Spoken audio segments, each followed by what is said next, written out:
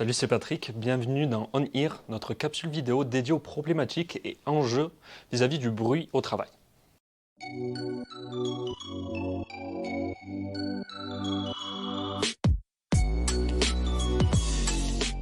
Aujourd'hui, nous allons vous parler d'une loi auquel nous faisons face tous les jours sans nous en rendre compte. Je parle de la loi de Carlson.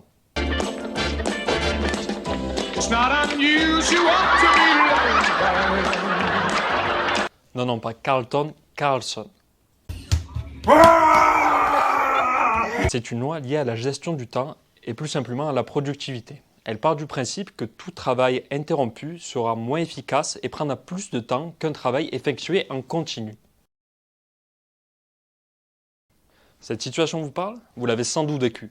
Comme 6 salariés sur 10 se disant gênés, fatigués par le bruit sur leur lieu de travail et tout particulièrement en open space.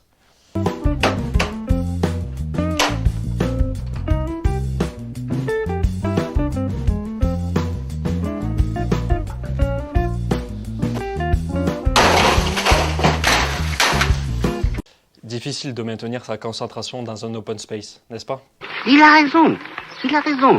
Dites-vous bien qu'à chaque interruption, il faut compter de 4 à 6 minutes afin que votre cerveau retrouve son état de concentration initial. Si bien que sur une journée de travail, ce sont 30 minutes qui sont perdues chaque jour à cause du bruit.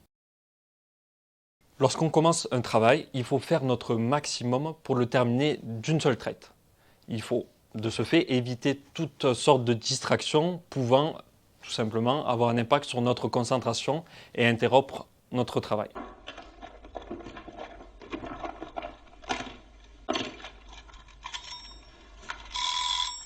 L'idéal serait encore de s'isoler à l'abri de tout bruit intempestif. Alors bien sûr, il existe les écouteurs, mais souvent on met le volume sonore trop fort pour couvrir les bruits environnants. Ah oui, puis si vous pouviez, de temps en temps. Baissez le son! Ok. Et pourtant, avec des solutions de protection auditive sur mesure, vous pourriez être totalement isolé du bruit sans pour autant mettre en danger votre audition, qui plus est, dans un confort bien plus supérieur à celui d'un casque anti-bruit. Ils vous plongeront ainsi dans une bulle qui vous permettra de travailler dans une concentration optimale.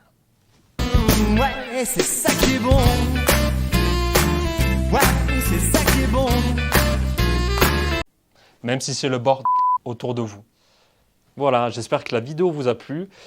Si tu souhaites plus d'informations sur les dangers du bruit au travail, n'hésite pas à le dire dans les commentaires. À bientôt.